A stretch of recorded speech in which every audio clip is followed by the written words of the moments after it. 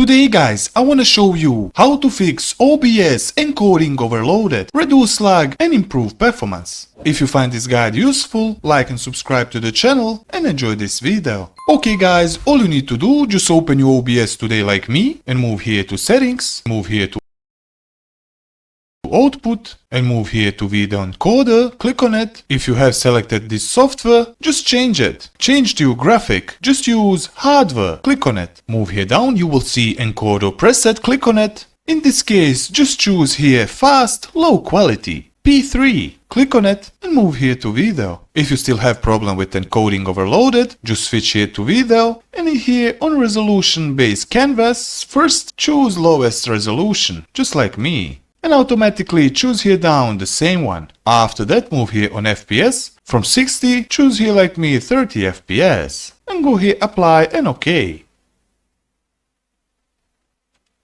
After you do these settings like me, you can now start stream or you can start recording. I show you test now. As you can see, everything worked fine. OBS encoding is normal. And that's it all guys for this video, how to fix OBS Encoding Overloaded. If you find this guide useful, like and subscribe to the channel and I see you in the next video.